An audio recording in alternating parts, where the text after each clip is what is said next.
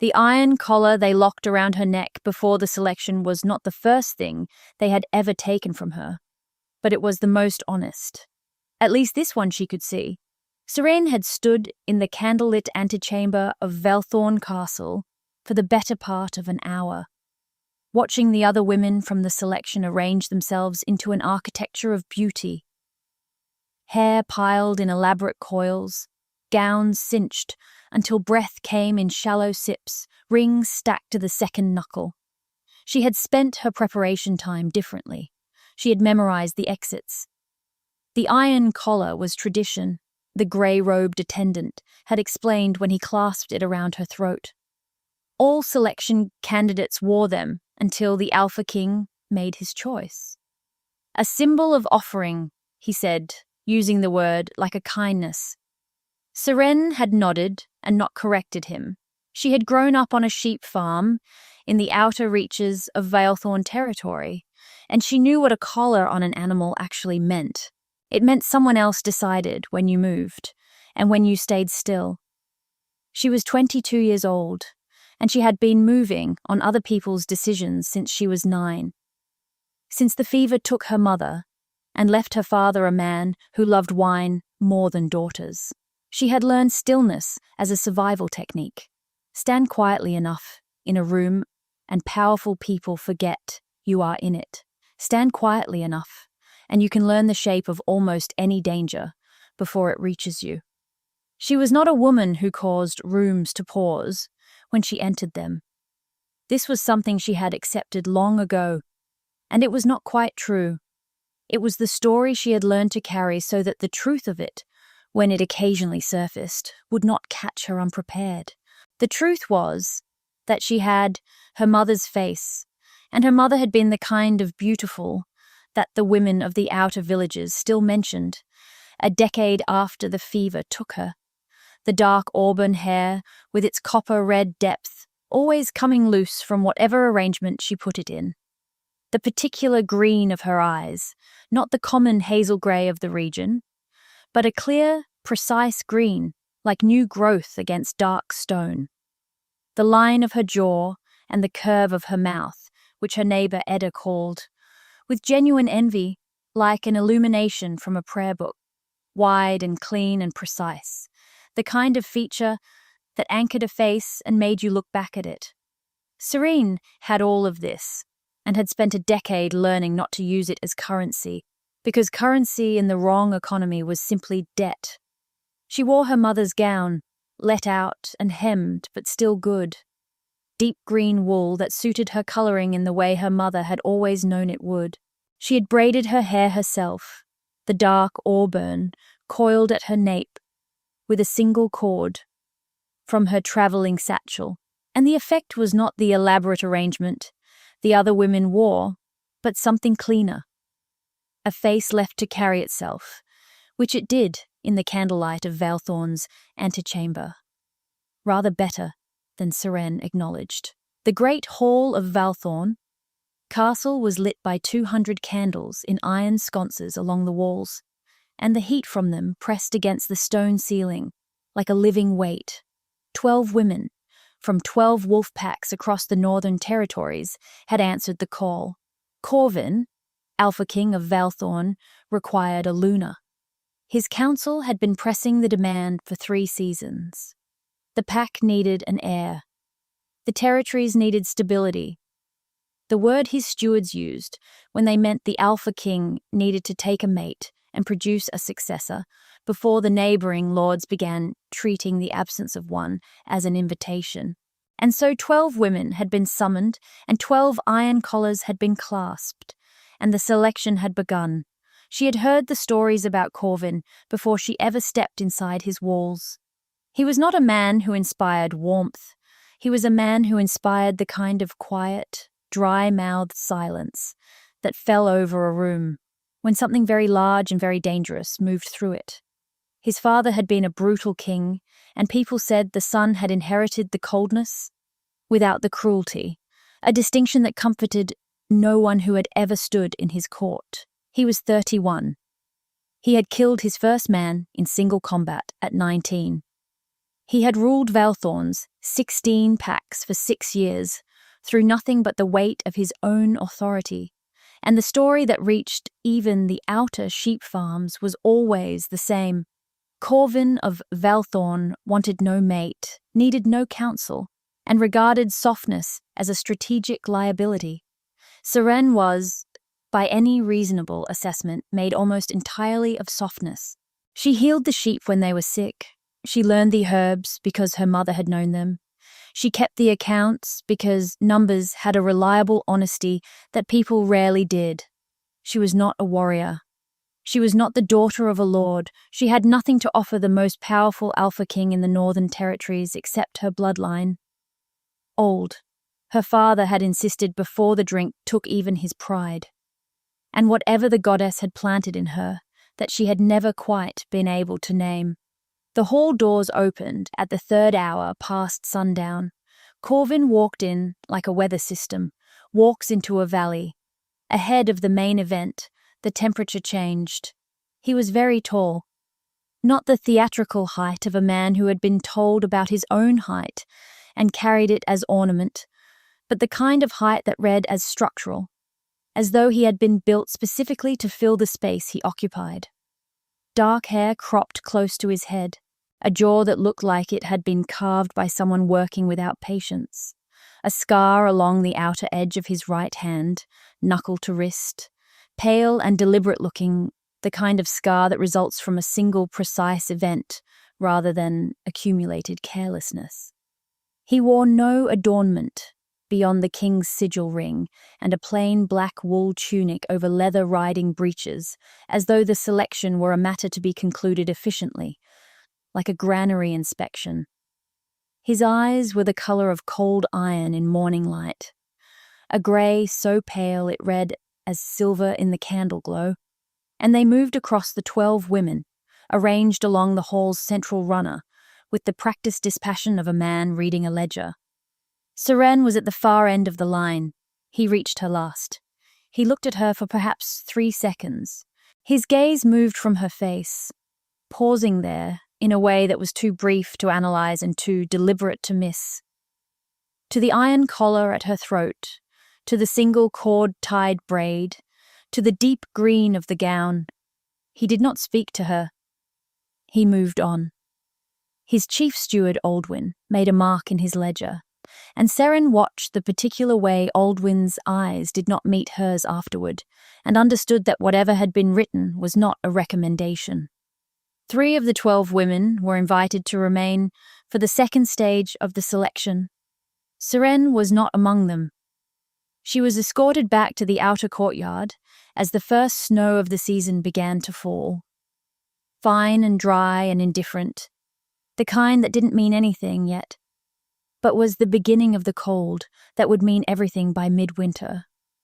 An attendant removed the iron collar without ceremony.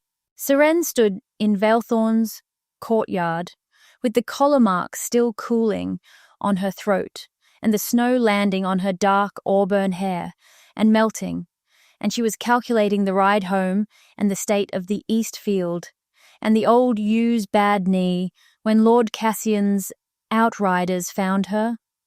There were 4 of them, in Vordens, red and black, rather than Vaelthorn's grey, and they had no right to be inside the castle walls, which told her immediately that they had purchased someone at a gate. 2 of them moved to flank her horse before she could react. 1 caught her reins.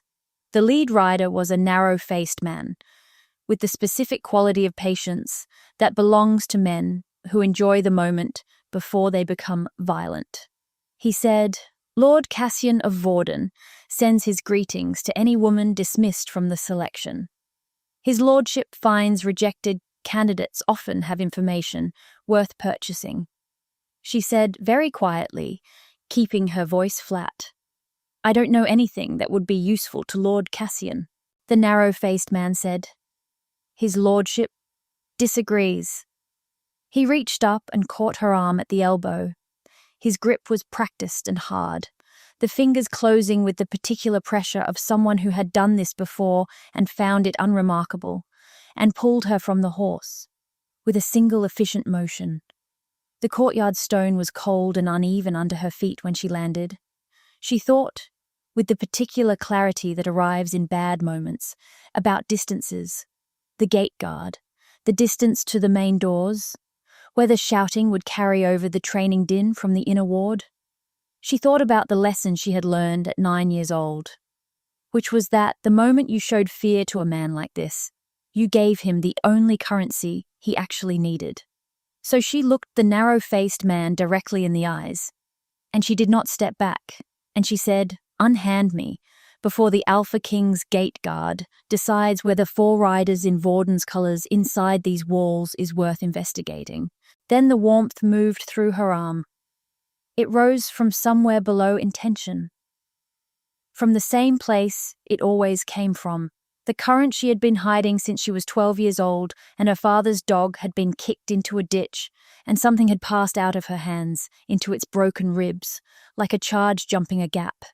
It pushed outward through her skin, where the man's grip pressed hard against her, and his hands snapped back from her as though the contact had become suddenly painful, and he stared at his palm with the alarm of a man who cannot explain what he has just felt. There was nothing visibly wrong with his hand. He looked at her. She held his gaze and kept her face entirely still, which she was very good at. The gate behind her opened. Aldwyn stood in the archway with 2 guards at his shoulders and the expression of a man rapidly filing information. He looked at the Vorden riders inside Vaelthorn's walls. He looked at the narrow-faced man's hand, which he was still holding slightly away from himself. He looked at Seren, standing in the snow, with her expression arranged into perfect neutrality, and she watched him make a calculation behind his eyes that she could not fully read. He said one word, "Out." The riders left. Seren retrieved her horse's reins and stood very still for a moment after they had gone, waiting for her hands to stop shaking, which they did, eventually, the way they always did. Her arm, where the grip had been, felt warm and slightly electric. Aldwyn said, "The Alpha King would like a word." She thought, of course he would. Corvyn was in the receiving chamber, by the inner ward window, watching the drills in the snow below. He did not turn when she was shown in. He said, "Cassian's riders are efficient. I had not expected them inside my walls this quickly." She waited. He said, "How did you move them?" She said, "I don't know." He turned. In daylight, he looked younger than the ceremony had suggested. Not young, but the particular not young of someone who had been carrying heavy things for a long time and found them lighter than expected. He crossed the room in 4 deliberate strides and stopped close enough that she had to decide whether to hold her ground or step back. She held her ground. He looked at her face. The same assessment as the Great Hall. But at this range it had a different quality, the way examining a thing closely reveals what a first glance only suggested. His iron-grey eyes moved across her features without apology, cataloguing the green of her eyes and the particular quality of her stillness. And she had the unsettling impression that he was arriving at a conclusion he had not expected to reach. He said, "You've done this before." Not a question. She said, "Yes." He said, "I am not offering you the Luna's position." He paused. "I am asking you to remain at Vaelthorn while I determine what you are." She said, "For how long?" He said, "Long enough." She said, "I'll need word sent to my father's farm about the East Field." The faintest adjustment in his expression. Not softening, but a recalibration, as though she had said something that fit a category he had not expected to encounter here. He said, "Consider it done." She stayed. The wolf came on her 3rd night at the castle, and she found it herself. She had gone to the well in the inner ward before bed, an old habit from the farm, checking the animals' water before sleep, and she heard it under the eastern staircase, a sound not quite like a growl, lower and more controlled, the sound of a creature in serious pain that had decided not to make the situation worse, The great black wolf was lying in the shadows with one forepaw extended wrong, the joint gone, and a gash along its left flank that had been bleeding long enough to freeze in the cold air into a dark crust the length of her forearm, the largest wolf she had ever seen. Black pelted with a mark of white at the throat, like a burned brand, and its silver pale eyes were fixed on her with the clear-headed focus of something in agony that had not yet surrendered to it. She knelt beside it without thinking, the same reflex that had moved her toward Cassian's riders without calculation, toward the 9-year-old dog in the ditch, toward every broken and suffering thing she had encountered in 22 years of living next to the cold and the difficulty of the world. She put her hand on its muzzle. What she got was not resistance but stillness. And then the warmth rose through her palm and up her arm like water finding a level. The current that had been waiting in her since she was a child, looking for something large enough to justify its existence. The wolf's shallow breathing steadied into depth. The gash along its flank, in the space of a held breath, began, slowly, and then with gathering certainty, to close. She sat back on her heels in the snow when it was done, and looked at her shaking hands. And then she stood and went back inside, and went to bed. She did not sleep easily.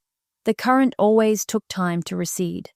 Corvyn found her at breakfast the next morning with the particular directness of a man who had made a decision overnight, and saw no reason to delay its delivery. He said, "That was my wolf." She said, "I didn't know." He said, "I watched the drills from the east window each evening. I was there when you knelt." She looked at him. He said with visible effort, the effort of a man for whom this kind of statement did not come easily, "You didn't run from him." She said, "Why would I?" He looked at her for a moment in the morning light coming through the receiving chamber window, the green of her eyes and the copper-red warmth in the braid she had put her hair back into at dawn. He said, "Most people do." The weeks that followed had the quality of a mathematics problem being solved without knowing which equation was applicable. Vaelthorn ran cold and precisely, every mechanism operating at efficiency, none of it operating for pleasure. Corvyn's war council assembled in the upper tower with the regularity of men managing a threat that refused to resolve. Lord Cassian of Vaelthorn, pressing Vaelthorn's eastern border with the patient aggression of a man who believed time was on his side. 3 patrols ambushed, 2 packmates dead. 1, Osric, 17 years old, his right leg so badly damaged from a Vaelthorn blade that the head healer was beginning to use the word amputation with the careful softness of someone preparing a family for what was coming. Seren sat beside Osric's cot on her 5th morning at the castle and put her hands on the wound and gave him what she had. She was barely conscious when Corvyn found her on the infirmary stone floor 2 hours later. He carried her to the upper chamber himself. She knew this in the fragmented, unreliable way of extreme exhaustion, the warmth of his hands through the fabric of her gown, the controlled quality of his silence, which was not indifference.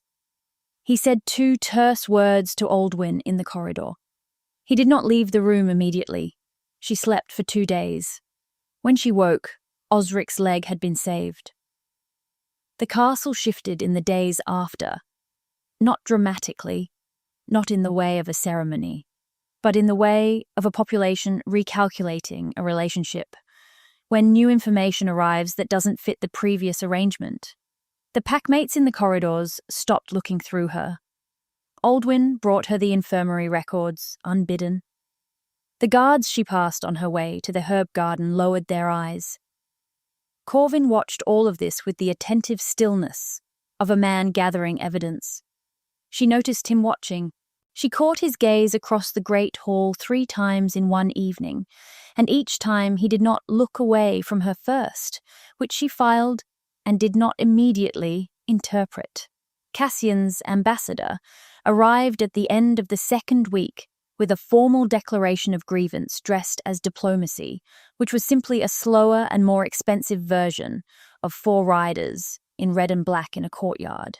He wanted the Thornfield Passage. He wanted arbitration. He wanted... Corvyn explained afterward to his assembled war council, while Seren stood at the back of the room, uninvited and therefore still present, a public setting in which to demonstrate Vaelthorn's structural weakness. No Luna, no sealed alliance. And 3 dead or wounded packmates that read as vulnerability to every lord in the Northern Territories who was deciding which way to align. 12 men debated for 3 hours.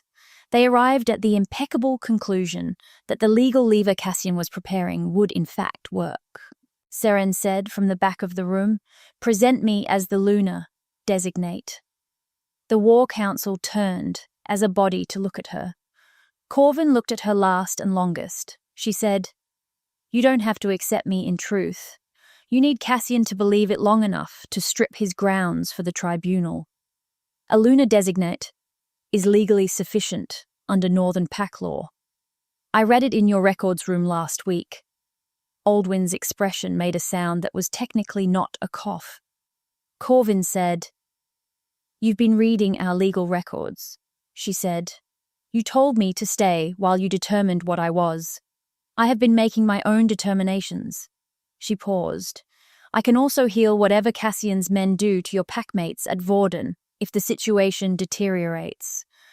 Which I thought might be relevant." He assessed her as he assessed everything, directly, without sentiment, no fraction of the calculation held in reserve. He said, "It goes wrong, and you carry the consequence." She said, "I've been carrying consequences since I was 9 years old.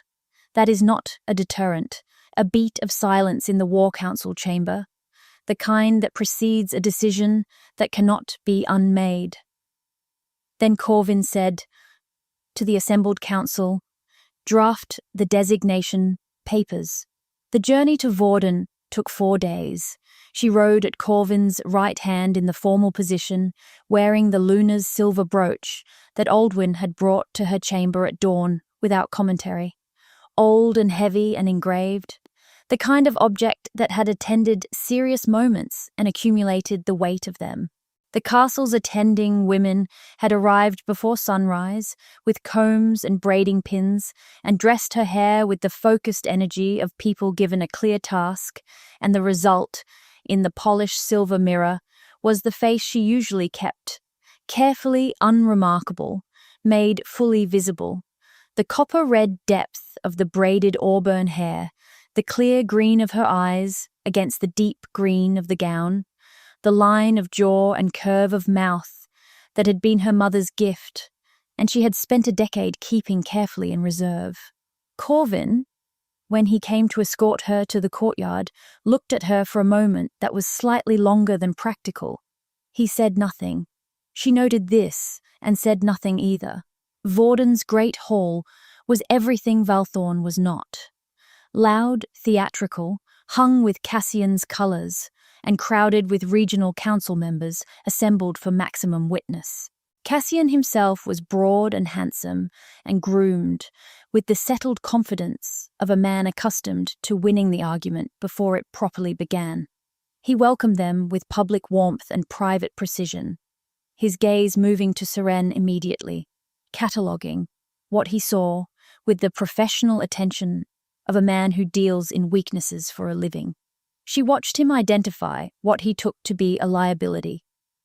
The farm girl face, the composed stillness, the silver brooch that had not been worn for the duration of the selection. And she saw the particular satisfaction of a man who believes he knows exactly what he is looking at. The tribunal ran 40 minutes. Cassian made his case with thorough precision, and he was building toward the sovereignty challenge, the moment he had spent 2 seasons engineering. When Corvyn spoke Seren's designation and full bloodline into the chamber's formal record, Cassian's secondary argument had already begun forming on his face when the thing happened that none of his preparations had accounted for. Corvyn's packmates, 30 of them ranged along the walls and in the gallery above, lowered themselves to one knee. All 30, simultaneously. The sound of 30 knee strikes on stone flags was quiet and absolute in the high-ceilinged space. Not the arranged percussion of a rehearsed ceremony, but the involuntary quality of a reflex. 30 men arriving at the same conclusion in the same moment, and the conclusion expressing itself through their bodies before any of them had spoken a word about it. They had not been instructed. They had not been signaled. Something had simply become obvious to them. And then the regional council members, Alpha representatives from packs throughout the northern territories, men who had ridden to Vaelthorn at Cassian's invitation and had no formal relationship with Vaelthorn whatsoever, began one by one, and then in a wave that moved through the chamber like a tide finding its level, to bow their heads. Seren stood entirely still. She had learned stillness as a survival mechanism and was discovering it had a different application. That the stillness of a woman who does not flinch while a room bends itself around her carries its own particular authority. She felt the warmth moving through her, the way it always moved, the current with no name that had been waiting for a room large enough to hold it. And she understood in the practical, unmysterious way, she understood wound angles and drainage patterns and the old U's bad knee. This was simply what she was. Not a curiosity to be resolved, a thing that had always been real. Cassian's secondary argument died in his throat. The tribunal concluded without a vote. On the road back to Vaelthorn, on the second night of travel, Corvyn came to where she was sitting apart from the camp near the tree line, watching the frost settle on the dead grass in the torchlight's edge. He sat beside her without preamble, the way practical people sit, not arranging himself to communicate anything, simply present. He said, "I dismissed you in the Great Hall." She said, "Yes." He said, "I dismissed you because you looked like you were memorizing the exits. In my experience, people who do that are planning to run. I have spent 6 years watching pack members run from difficulty. I decided before you spoke a word that you were not suited to Vaelthorn." She said, "That seems like an efficient way to be wrong about things." He looked at her then. The frost light was flat and even and turned the silver of his eyes into something warmer. Iron long after the forge, dense and settled and built for endurance rather than spectacle. He said, "Yes, I memorize exits myself. I had assumed the same motive in you." He paused. "I was wrong." She said, "I memorize exits because I want to know where I'm trapped, not because I'm planning to use them." He said, "That is the difference between a woman who endures and a woman who survives." She thought about the 9-year-old version of herself calculating distances across a farm that had gotten very cold very quickly. She said, "I've been both at different times." He said, "I know." The fire in the camp behind them spoke quietly to itself in the dark. Seren looked at her hands. The hands that had moved toward a dying wolf without asking permission. The hands she had been hiding since she was 12 years old. The hands that had ended a regional tribunal without weapons or argument. And thought that the specific quality of the silence between them was something she had not previously encountered. Not the silence of aftermath. The silence of something beginning, still deciding what it was. Corvyn said, "I would like you to become Vaelthorn's Luna in truth and not by designation." He said it the way he said everything. Directly, without ceremony, offering the statement to the air between them and making no demand of it. She said, "You dismissed me in 3 seconds. He said, "I was wrong in 3 seconds. It has taken considerably longer to admit it." She looked at the frost. She said, "I'll need the Eastfield. Matter properly resolved. And I want responsibility for the infirmary and the outer settlement healers." He said, "Done." She said, "And I'll continue reading your legal records when it seems relevant." He said, "I had already assumed this." The particular warmth of something she had never named settled quietly in her chest. Without drama, without announcement, which was exactly how she had always suspected the important things would feel when they finally arrived.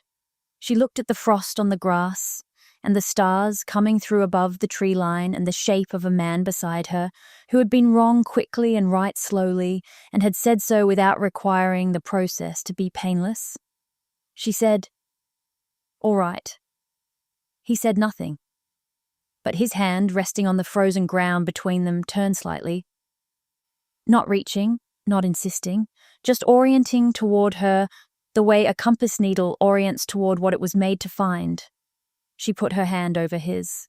The warmth moved between them like water, finding a level, and the frost in the small ring around them retreated, and neither of them spoke of it, because some things do not require acknowledgement to be real. They rode back to Vaelthorn in the morning side by side. Below the castle on the approach road, the outer settlement had turned out. Not in arranged ceremony, but in the manner of people who have heard something true and have come to see it confirmed. The healers from the infirmary, Osric standing on the leg that had been saved, with the careful posture of someone recently returned to the full use of his own body. The packmates, who had lowered themselves to one knee in Vorden's great hall without instruction or rehearsal. They bowed as she passed, not to a title, not to a designation, deployed at the right moment in a tribunal. To her, specifically, precisely, to the woman who had knelt in the snow beside a dying wolf and moved toward it without permission.